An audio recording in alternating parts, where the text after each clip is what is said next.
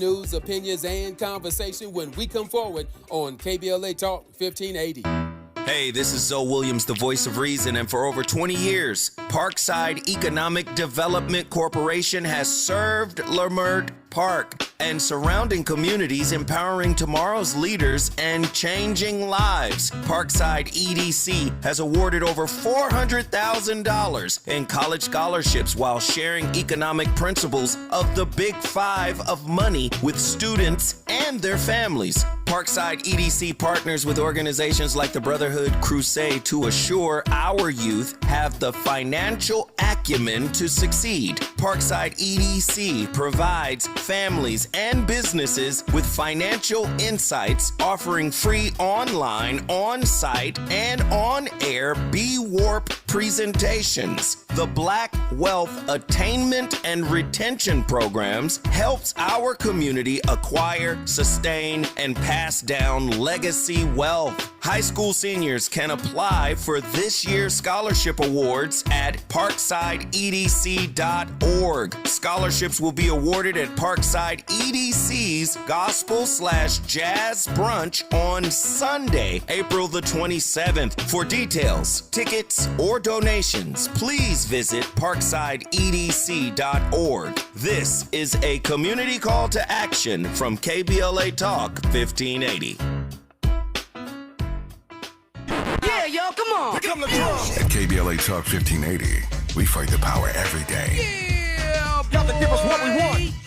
Gotta give us what we need. Hey. I listen to KBLA and I love the commercials. I know what the commercials mean. I also, if I'm looking and trying to figure something out, I need something to talk to me that might hit me. And it happens on TV because, you know, every time they show a sporting event, they got the pharmaceutical companies back to back to back telling people how to fix the sickness on the same stuff that they sell them. So we get it. Yep, we get it too, Chuck D. And that's why at KBLA Talk 1580, we don't black down. Drop it. Our freedom of speech is freedom of death. We got to fight the powers that be. Fight the power. Fight the power. Fight the power.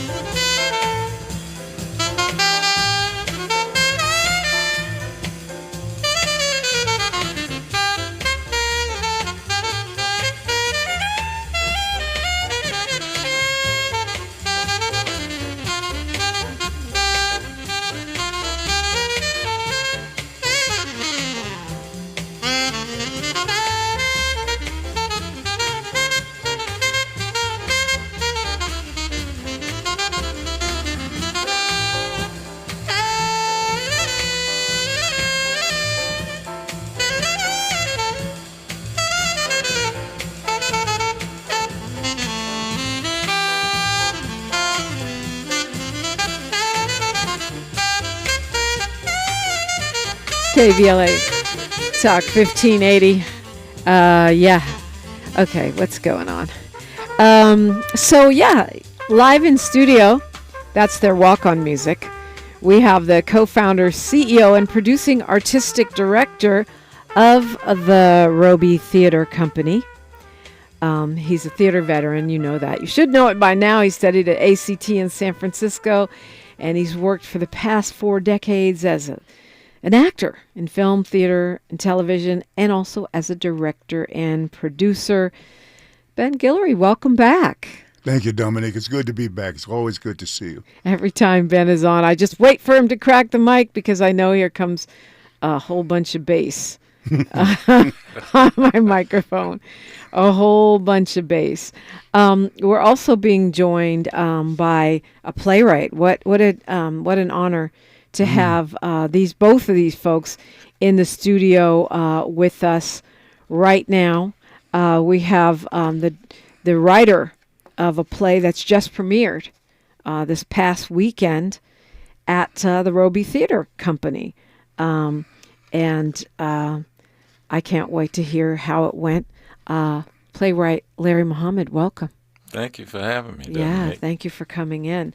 Where to start? Okay, for those who don't follow me at all, you may not know what the Robey Theatre even is. If you've been following me for even a minute and a half, you know about the Robey Theatre because it's just such a treasure.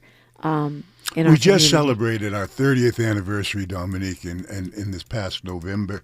And we are at the Los Angeles Theater Center downtown at 514 South Spring Street. We're one of the resident companies at the Los Angeles Theater Center and have been there for over 20 years now. And the play you're talking about is Larry's play entitled Last Night at Mikell's. And we opened this past weekend on April 12th. So we've had 2 previews and 2 performances. Yesterday's was a matinee. And as we were saying, things went very well. Very happy with the way the things are working with the play. Yeah. And of course, you've, Larry Muhammad, you've won tons of awards. Been a director of Kentucky Black Repertory Theatre. You've been at the New Federal Theatre, and you even did a play involving my own dad. That's what put me on the map. He was my literary hero. Really? Well, I wanted to be Leroy Jones of Mary Baraka. That's how much I admired him. And I have been kind of stalking Woody King Jr. at New Federal Theatre, trying to get him to notice me since he was a big producer. And I had such a good relationship, kind of like an odd relationship with Baraka, that I admired him so much. I even married into the family. I married Fran Jeffries. We're not together anymore, but his cousin. I would see him at family reunions and be too afraid to talk to him because the quality of the scholarship was so high. I just admired him so much. And when I wrote the play about Baraka, I asked Woody to read it for me because he was Baraka's main collaborator. Yeah. And he took it off Broadway. He really liked the play. It won the Adelco Award. He took it to the National Black Theater Festival. It was like really put me on the map. And then he asked me if I admired James Baldwin, and that's how Last Night at Mikell's I love that. about. When he was just, is there anyone else you admire that you? That's exactly what happened. Hilarious. That play is called Looking for Leroy, by the way, and it's funny because I was reading some stuff of my dad this week, and I found this kind of pamphlet booklet thing that he wrote called The Black Arts Movement. Oh, he was the father of the Black Arts Movement. So he wrote this thing. I think it was like in the 80s he wrote it. And it's just like one of those mimeograph type books. I came across it, and it kind of hit me just reading it. I'm like, okay, well, this came up for a reason, so read the doggone thing. It's like my dad talking to me from the other side. I think we are in a cultural crisis right now. I do. We need it like a second wave of the Black Arts Movement. It's definitely time. I think it's time for Black artists to stand up for our cultural, our cultural legacy, freedom, liberation. To stand up for truth and justice that's always been the goals and the inspiration of the Black Arts Movement, and it shouldn't stop. When we are in like a reactionary, I guess, a political environment, artists are called on to speak out more, I think. Yeah. Well, Ben, for the Robey, I don't know that the Black Arts Movement ever went away. No, you guys are the Black Arts Movement. Right. Well, we've been in the trenches with so many other pioneers and folks that we stand on their shoulders. History says it all. That those who inspired us, those freedom fighters that have given their lives, literally given their lives for our rights, our freedom. This is what inspires the Robey Theatre Company. This is what inspires the kind of work that we do. It's, for instance, with last night at Mikell's, James Baldwin, the Lion. He, uncompromising, this man, in his beliefs and in his voice, wasn't afraid of any of that. And this was when it was not very popular to be unafraid with Jimmy. He put himself on the line. Wasn't popular to be afraid, wasn't popular to be gay, wasn't popular to be black, and definitely wasn't popular to be outspoken. No, it wasn't. And he was doing all of that before it was acceptable, so to speak. Yeah, you know? Yeah. It's funny how he seems to be enjoying a renaissance right now on social media. It's like a whole generation. And I believe it's because he's on film saying things that sound progressive now. And it was back then that he was making those statements. We're talking 50 years ago. Yeah. Buckley, that episode he had with Buckley in England, where he debated Buckley and just kind of wiped the floor with the man. Extraordinary. And it's on YouTube. You can catch it pretty easily.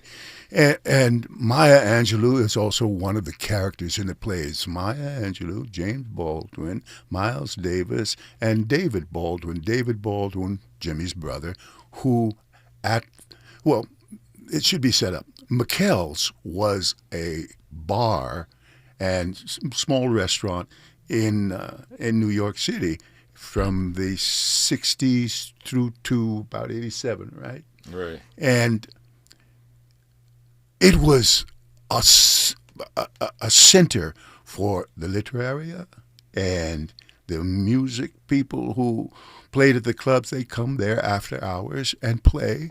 And it was a meeting ground for exchange of creative ideas, exchange for political ideas, inspiration for all of these people, anyone who was anyone in the black world, everybody from Lena Horne to, again, Jimmy, Eartha Kitt, all of these people seemed to land there and have conversations, and a certain kind of camaraderie was forged in many of these places, and that's what the play is about. The friendship and love of these four people for each other, and exhibited in a way that is very, very, very private, because it's just the four of them in the bar talking. And they had a deep admiration for each other's work, and that developed into a very sincere and closeness and love and ability to speak the truth to one another and still be friends. Yeah. That's what the play is about. Those love are the real and friends. But, I mean, that's what the play is about. The play is about love and friendship. The moment is... I'm thinking about conversations we've had in the past, Ben Guillory, where you talk about how you and Danny Glover, you guys founded this theater so that we could tell our own stories, and we could tell our own history, whether it be James Baldwin or Toussaint Louverture, right? Yes. And it feels like super urgent right now. It feels super urgent to be able to go see a play about James Baldwin by a black playwright in a black-owned theater, which doesn't have to be beholden to cuts and DEI or erasure. I mean, even the Smithsonian, the doggone African-American Museum, is in peril. I'm like, I got to get on a plane right now to D.C. before they tear it up like they tore up the Black Lives Matter Plaza. What's going on now? Isn't it unprecedented? We knew it was going to happen because we knew him. I mean, I don't know. Yeah, I'm tired of saying unprecedented, but you might be right. I mean, I just feel like maybe McCarthy era could be a precedent. But whatever it is, it ain't good. No, it ain't good. No. It ain't good. But I'm just saying that it makes your work seem that much more urgent. I think we're always urgent. Our stories are so important and so we have to catch up in so many areas because, again, I probably sing this song a lot, that we were not on the mainstream agenda for so long. Yeah. And we didn't get the kind of support nor access to the resources that mainstream white theater had. We are just and still starting. Don't really. Not really. Not really. Not really. It's always, for most theater, it's always a battle to find the resources to do the kind of work at the kinds of level that we envision.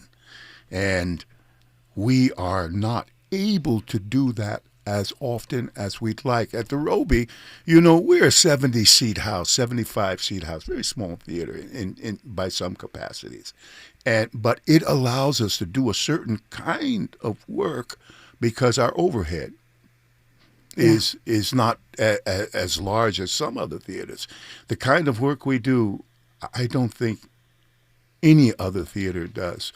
We did a play entitled Heated Discussion in the last couple of 2 years ago, where there was a 20-person cast. Yeah. Other theaters can't do that, especially equity houses, because it's just too expensive. We're talking with playwright Larry Muhammad and director, producer, actor Ben Guillory of the Robey Theatre Company. We'll continue this conversation. It's Black history, it's theater, it's Black arts, it's all of that in the conversation this morning on KBLA Talk 1580.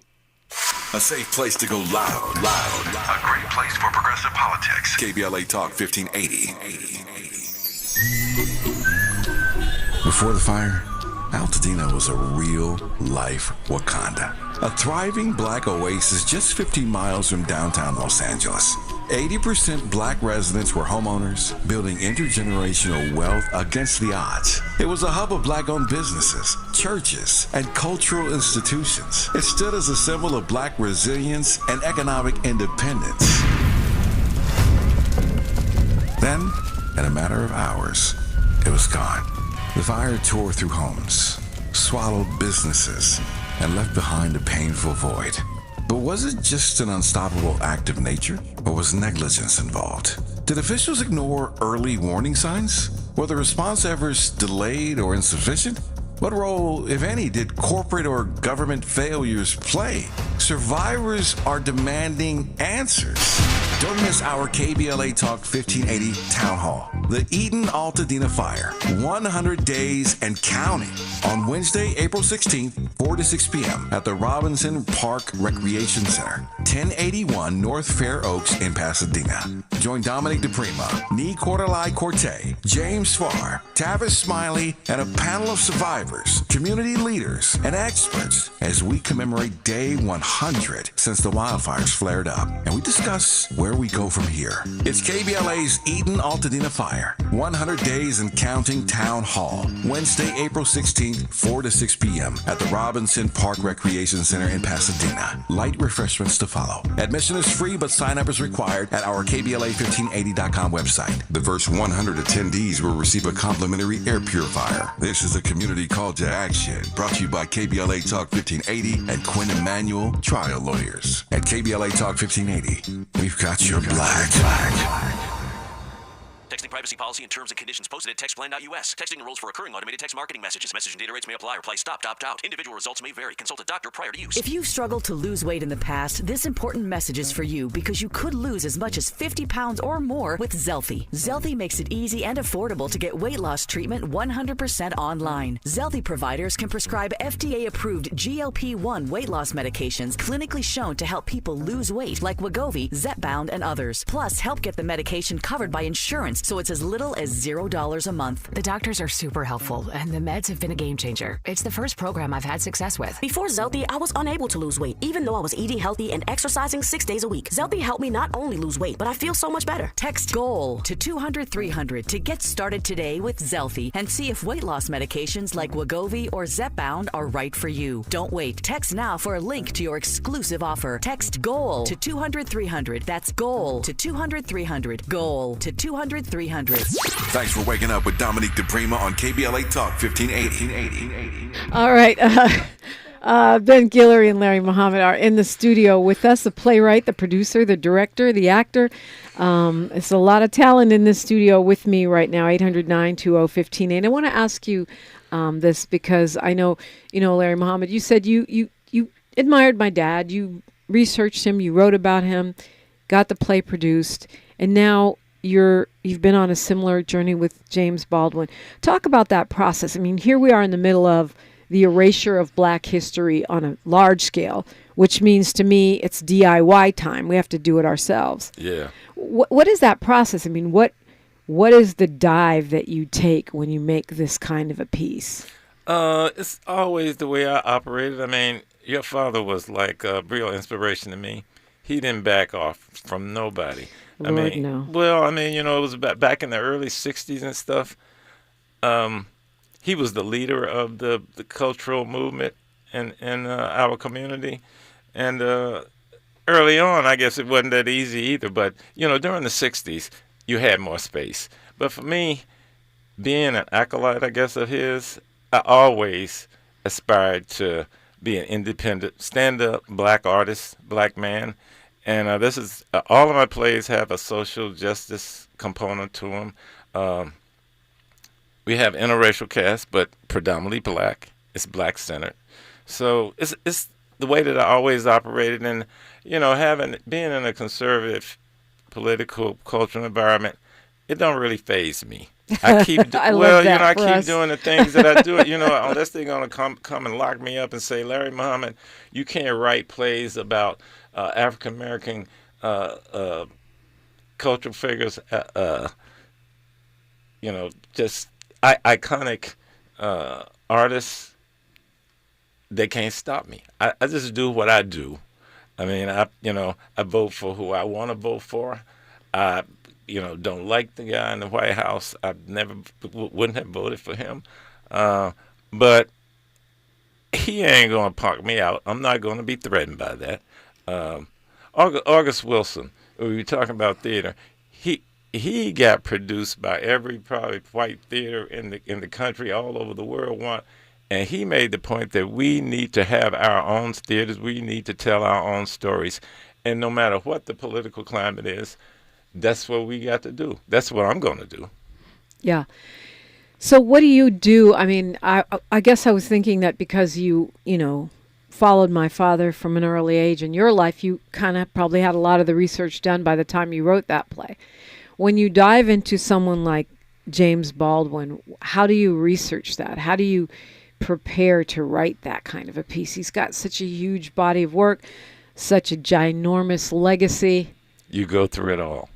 Wow. You go through it all. So, I read I watched James Baldwin, a lot of YouTube videos, but by the time I got to this, I had read all of his book. Just being a writer, a Black writer, James Baldwin is he's legendary. So you know about that. But when you get into it, I read Herb Boyd's book. He's a writer out of New York. He had a book, Baldwin's Harlem, that went into Baldwin's biography and his relationship to the Harlem section of New York. Quincy Troop, he edited an anthology of essays about James Baldwin. He also wrote Miles, the autobiography of Miles Davis, and it went into a lot of the relationship between them. Also, Maya Angelou's book, her biography, she's got like 1,000-page autobiography. It's a compilation, I guess, maybe about 4 autobiographies. So you go into all that, and when I was telling you about Woody King Jr., said, did you like James Baldwin? I used to see him all the time at this club at Mikell's. I asked him to spell it for me. I Googled it. Mikell's came up. when Michael Bloomberg was mayor, he made it a historic place. He gave me talking about Woody, gave me contact information for Pat Mikell, who owns it too, who is still alive. Wow. Shout out to Pat Mikell. She's up in age now and really doesn't get around too much. But I interviewed her, interviewed Quincy, interviewed Tommy Hicks, who worked with Spike Lee early on. And all these people talked about interacting with Baldwin and other people in this club. So, let me give you the synopsis, the setup. So James Baldwin is writing himself into bad health. After 2 heart attacks and being hospitalized for exhaustion, he returns to New York for some much-needed rest, relaxation, and TLC. And his first stop is Mikell's, this iconic place. I mean, one night you might see Harry Belafonte there. The next night, Toni Morrison. When Marcellus got discovered there, Whitney Houston, Miles hired a drummer out of Stuff, the house band. It was right around the corner from Maya Angelou's apartment. This is the Upper West Side, New York, in the 70s. And it was this place was like a magnet for the glitterati, the black glitterati. And James Baldwin, of course, had this special connection because his brother David was the head bartender there. So it kind of all came together out of research. I come from a journalism background, and all of my play, even stuff not about black historical figures, it's all research-based. Read a lot of books. And, I quote Ernest Hemingway in the play, but Ernest Hemingway, as a legendary writer, he one of my favorite sayings, he said, the great thing is to last and to get your work done and to write when there is something that you know and not before. So it's always, because I was... to write when there is something that you know and not before. Yeah. So it's all research-based. I mean, I take artistic liberties a little bit with it, but the relationship between Baldwin, Maya Angelou, Miles Davis, and David... it's all documented. When you're dealing with historical figures, you got to do a lot of research because you don't want to make some sloppy mistake because you don't want to turn over every rock. Yeah, that's a great point. And even as I was talking about last week, we'll address these things on the other side. We're up against news, traffic, and sports right here, but I was talking about last week how they're taking stuff down from the internet. This administration is taking down things from official government websites and even forcing universities to do so. But the internet activists in Europe and around the world are documenting it and preserving it so they can never, ever erase it. And I love that so much. Continuing our conversation with Larry Muhammad and Ben Guillory when we come forward on KBLA Talk 1580. She's reclaiming her time on KBLA Talk 1580. More First Things First with Dominique DiPrima when we come forward. I'm Bree Wood with 4 Things You Should Know with BIN News. A federal judge denied President Trump's request to dismiss a lawsuit over his comments about the exonerated 5. The 5 black men were wrongly convicted in 1989 of sexual assault and later freed. President Trump is in excellent health after his annual checkup with a robust neurological condition. At 78, he is in excellent cognitive and physical health, according to the doctor. Weighing 224 pounds at 6'3", he is fully fit for his duties. Former LSU wide receiver Kyron Lacy, 24 years old, was found dead in Houston, Texas on Saturday night. Reports suggest he allegedly died from a self-inflicted gunshot wound. He faced criminal charges from a fatal car accident last December and had declared for the NFL draft just 2 days after the crash. And an all-female crew, including Katy Perry and Gayle King, will launch to the edge of space today with Blue Origin from Van Horn, Texas. Get BIN News on demand 24/7 on the iHeartRadio app. Southern California Edison reminds you that downed wires are dangerous. Never approach or touch a downed wire or anything in contact with it. Stay away and call 911. Learn more at sce.com/staysafe. This is the KBLA Sports Minute with Ray Richardson. Major props to the Clippers. They had to win their final 2 regular season games on the road, and they got it done. The Clippers beat Golden State 124-119 in overtime Sunday to clinch the 5th seed in the Western Conference playoffs. The Clippers will play Denver in the first round. Game 1 in the best-of-7 series is Saturday at Denver. James Harden led the Clippers with 39 points and 10 assists, 33 points for Kawhi Leonard in 47 minutes. Folks, let me say this. If Kawhi Leonard can avoid any issues with his right knee, the Clippers are going to make some serious noise in the playoffs. Sunday's win was the Clippers' 8th in a row. They are 18-3 since March 5th. The Clippers are playing like they're ready for the postseason. The Lakers secured the number 3 seed in the Western Conference. Their first-round opponent is Minnesota. Game 1 of their best-of-7 series is Saturday at Crypto.com. No debates, no speculation, just the info you need. That's your KBLA Sports Minute. I'm Ray Richardson. More news, opinions, and conversation when we come forward on KBLA Talk 1580. We asked seniors how to prevent Medicare scams. My best advice, if you get a phone call, do not talk to the person. These people are well trained. Don't talk to them. They don't know me. They're just trying to scam me. Don't be fooled. Hang up. Just hang up. Never give out your Medicare number. They're going to get your number to put in a false claim. If I get a call from someone, I don't pick up the phone. And should I pick up the phone and they ask for information, then I hang up. How do you detect Medicare fraud?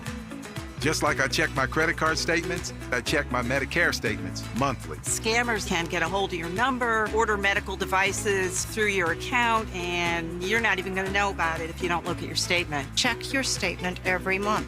If you get your statement and you see something that you know you did not have done, you report it. Call your Senior Medicare Patrol. To report Medicare fraud, call the Senior Medicare Patrol at 855-613-7080. We knew you'd stick around. This is LA's home for progressive talk radio. Be heard. Welcome back to KBLA Talk 1580.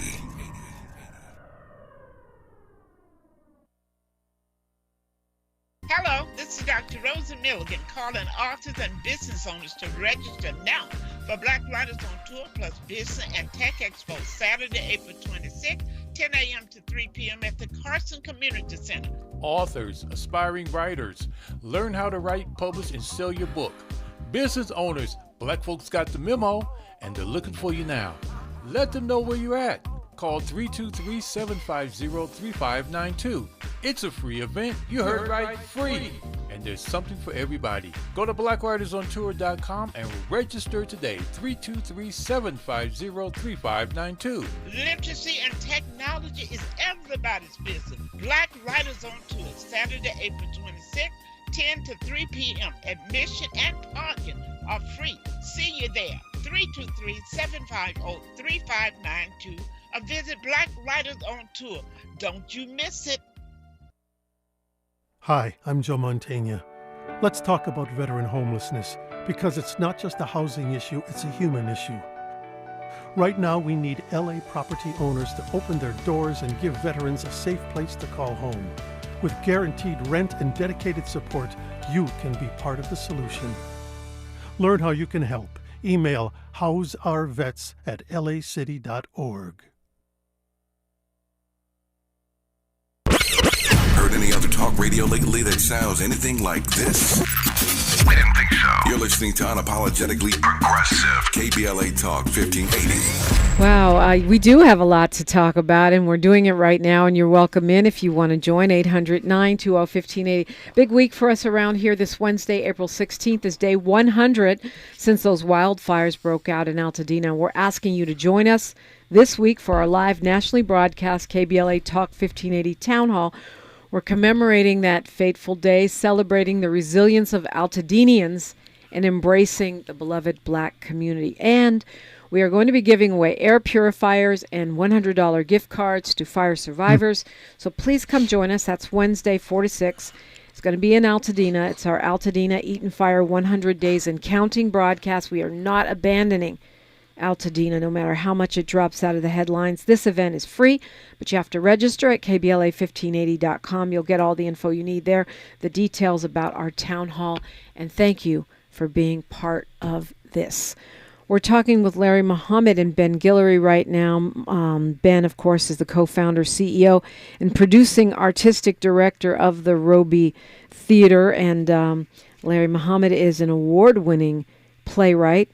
He is the author of the play that's actually just opened this past weekend. It's going through May 11th at the Robey Theatre Company. It's called Last Night at Mikell's.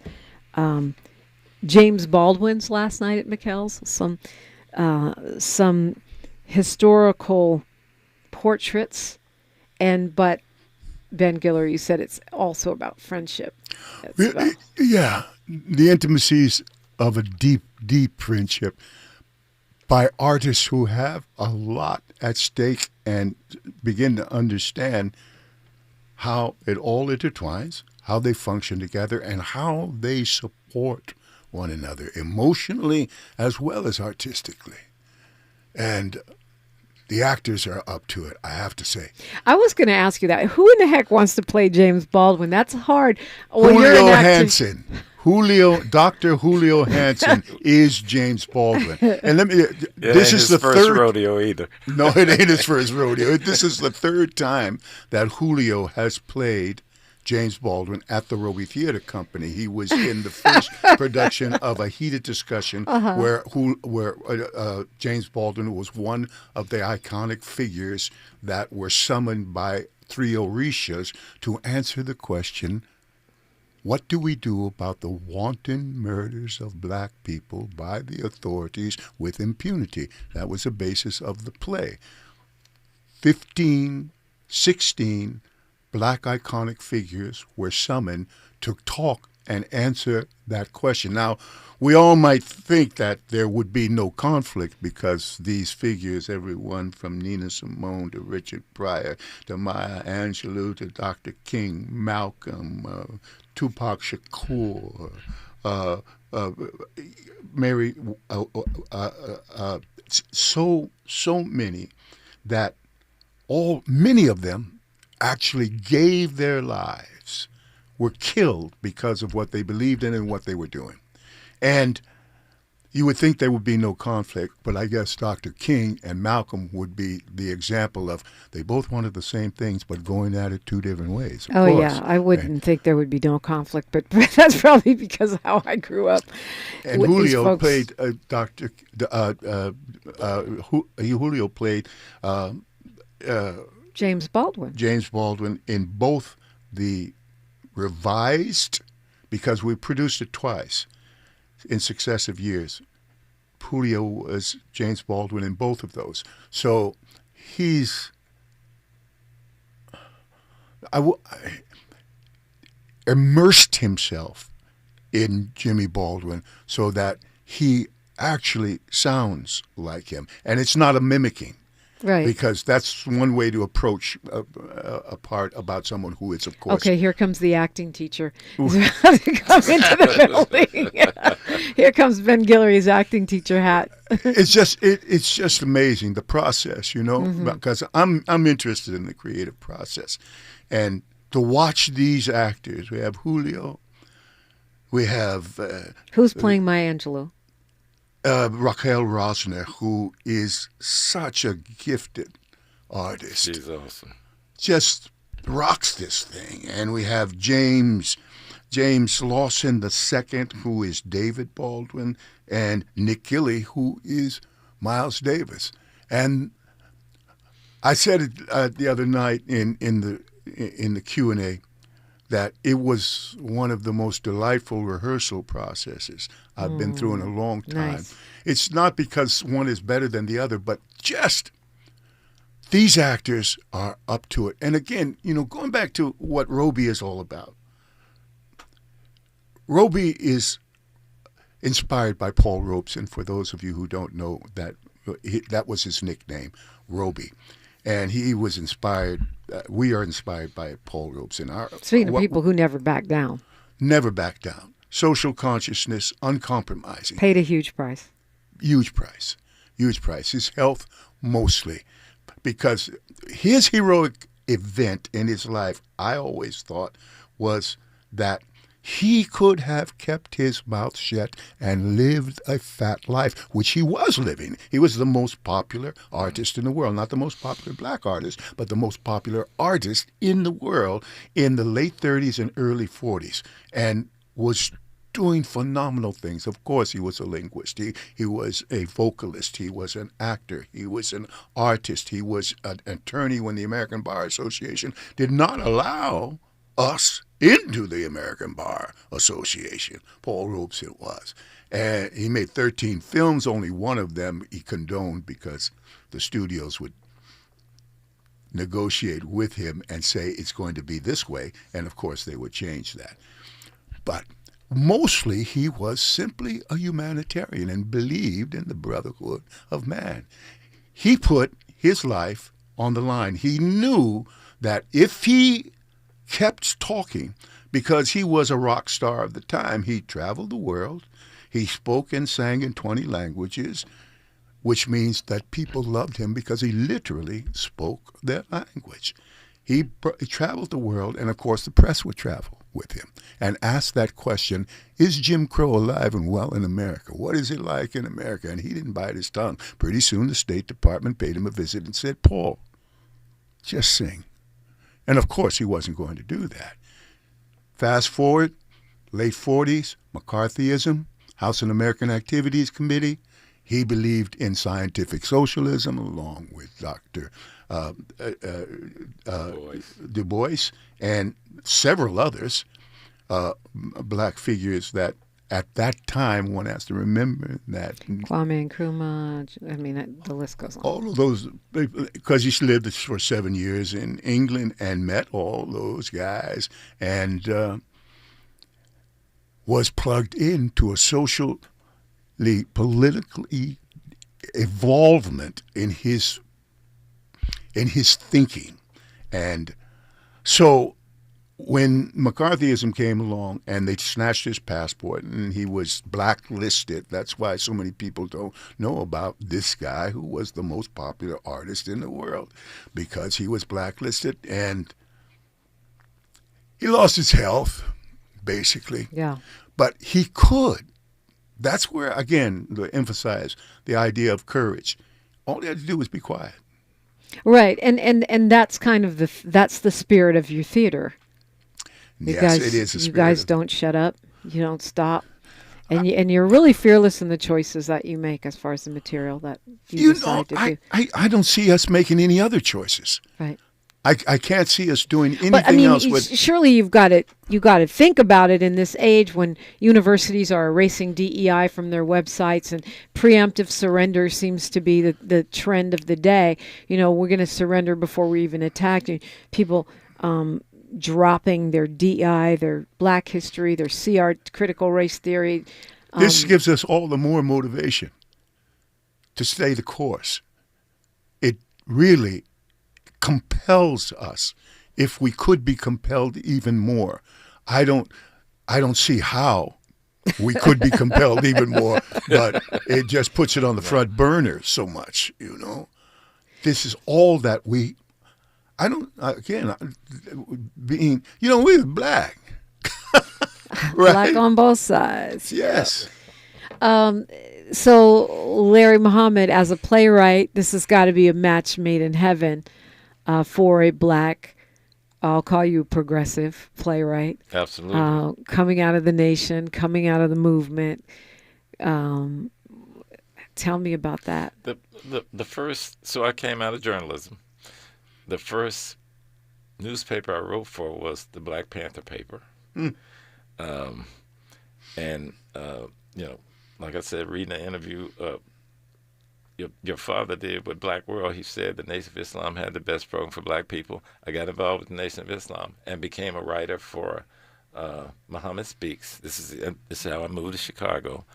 I was out in the Bay Area and covered the Patricia Hearst kidnapping, actually. And moved to Chicago working for Muhammad Speaks. The first daily newspaper I wrote for was the Chicago Daily Defender, which is like a legendary institution, back in the days of segregation, when the black press was one of the most important institutions in the black community. 200 black newspapers all about the advancement of black people. Then I went to Northwestern, ended up in a mainstream newspaper down in Louisville, Kentucky. And I saw as my role as a black journalist in a mainstream newspaper where diversity was, I guess I have to give a shout out to Gannett, which bought the paper.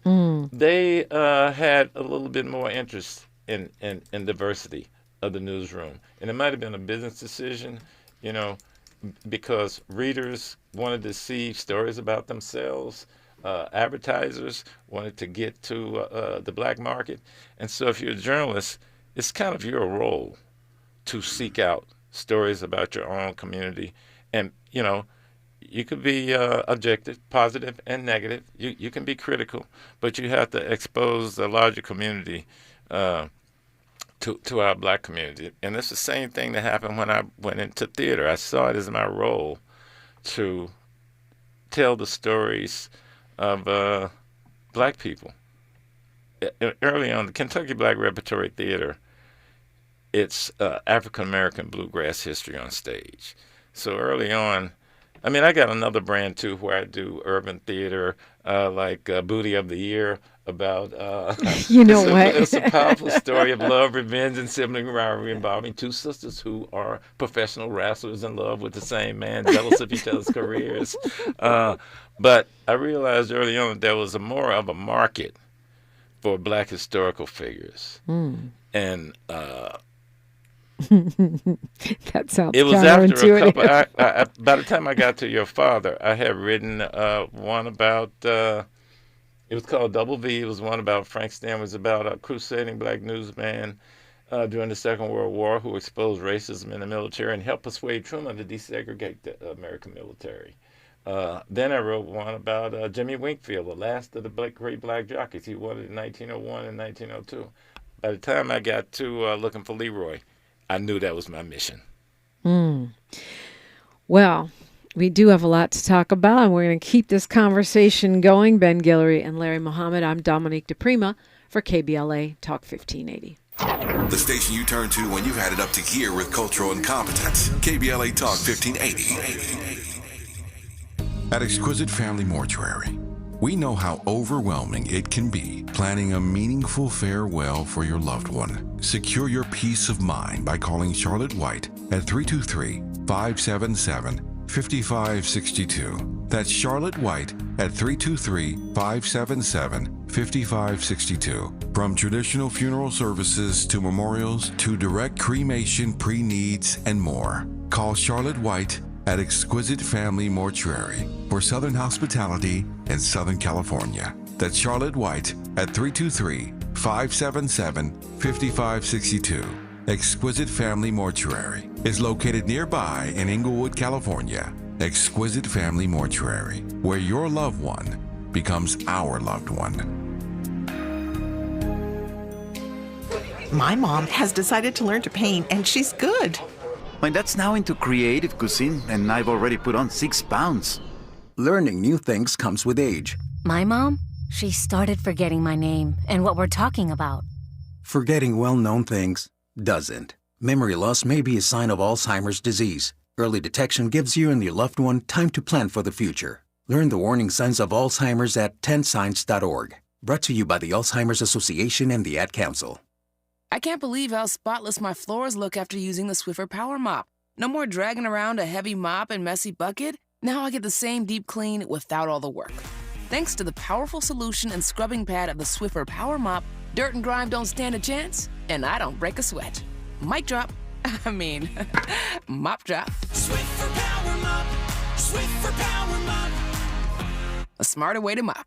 Try it or your money back. The conversation continues right now with Dominique DiPrima on First Things First. Oh, too bad you guys can't hear what happens while I'm doing news, traffic, and sports. Ben Guillory and Larry Muhammad are here, and the play is last night at Mikell's. It opened this past weekend, but you got a few weeks to go see it. It's at the LA Theater Center downtown. You can go to robeytheatrecompany.org to get tickets, but you got to spell theater Theatre like you're fancy. RobeyTheatreCompany.org. And you can get tickets there, or you can call them 213-489-7402. One thing that we do know for sure, it's going to be a quality production if it's the Robey Theatre Company. They don't play. And certainly this seems like a great combination.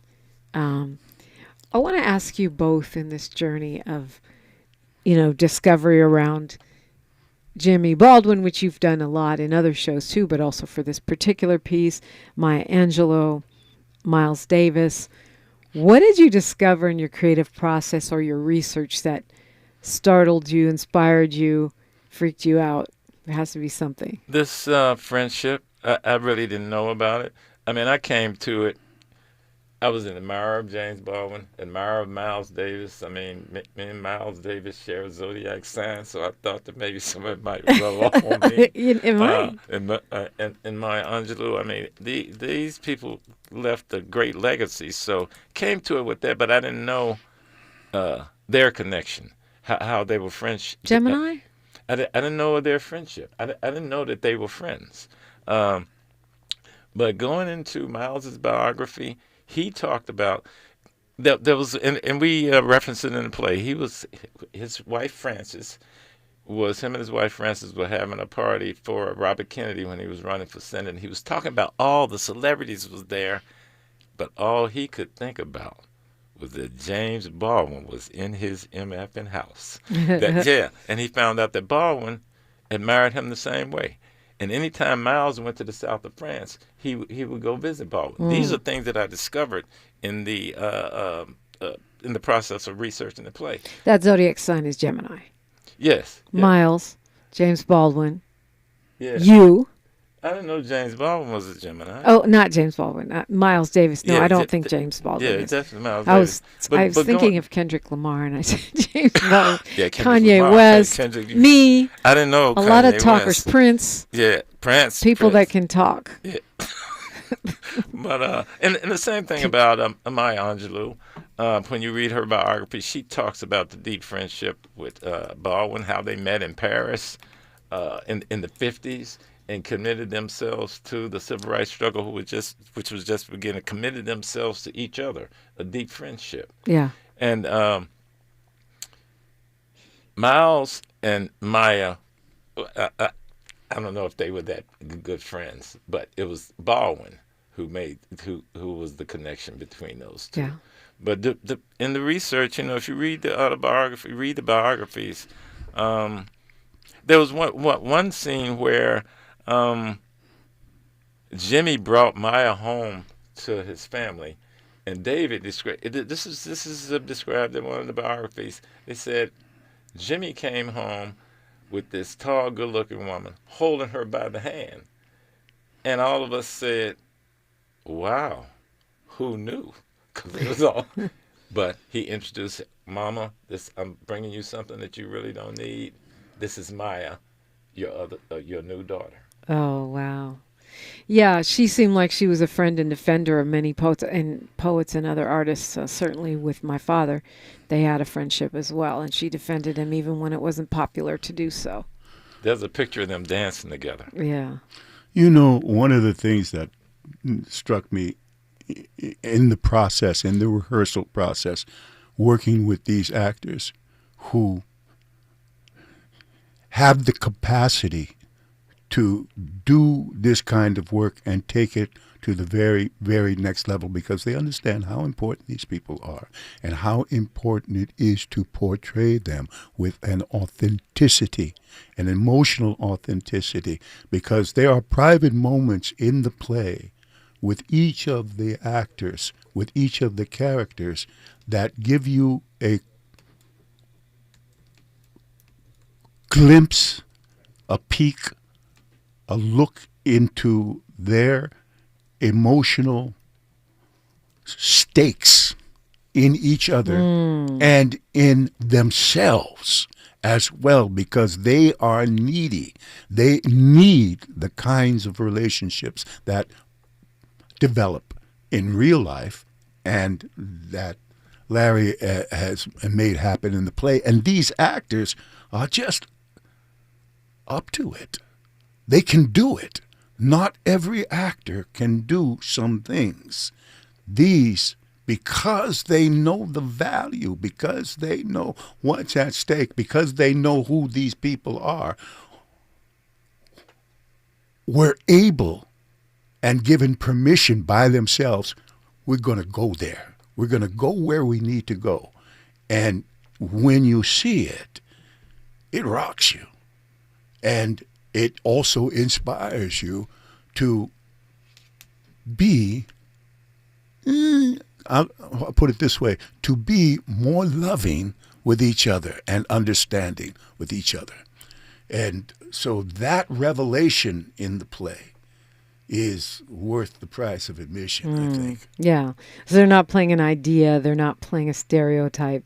They're not playing they're playing the humanity of those artists and humans. Well said, yes. Yeah.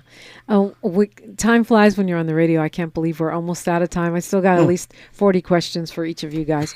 But what's something, Larry Muhammad, that you really want folks to know about your piece, Your Baby, which is now playing at the Robey Theatre Company? How fortunate I am that I got on Robey's radar. This is my third time working with them. Like I was saying before, Woody King Jr. commissioned it, and he did. It was during the pandemic, and he did a Zoom presentation with New York actors, professional actors. It was really well done, but it was on Zoom. And then a company in Louisville, Kentucky, where I live, Bunbury, did a production, 10 live performances. Which was great. I mean, I felt really fortunate that it was picked up, that it was, that they acknowledged my work. I mean, I'm kind of known around town. But for Robey Theatre Company to pick it up, it's they took it to another level. Not to shortchange what, the work that the Louisville company did, but Robey read the Looking for Leroy. This is how we kind of got connected. And then they read this play. They read and Ben told me, take this with a grain of salt, but we probably gonna want to produce it. I couldn't be happier, man. I feel very fortunate to have a West Coast premiere, and I know I'm Robey. I'm in good hands, man. Yes, indeed. Yeah. Up against the clock here, gentlemen. It's time for the Tavis Smiley Show, a nationally syndicated Tavis Smiley Show. He's got a full Monday lineup. But Ben Guillory and Larry Muhammad, thank you guys both so very much for coming in today. It's been a pleasure, and I can't wait to see the show. I'm so mad. Appreciate you. Thank you for having us, Dominique, as always. I haven't seen it before speaking with you, but really excited to see it. And we all should be. RobeyTheatreCompany.org is where you can get tickets. Let's go to a James Baldwin quote to wrap this up. He says, "Love takes off masks that we fear we cannot live without, and we know we cannot live within." Like my mama, poet Diane DiPrima used to say, history is now, and we are making it together. Until tomorrow, one love. KBLA 1580 Santa Monica. I'm Bree Wood with 4 Things You Should Know with BIN News. A federal judge denied President Trump's request, wrongly convicted in 1989 of sexual assault and later freed. President Trump is in excellent health after his annual checkup with a robust neurological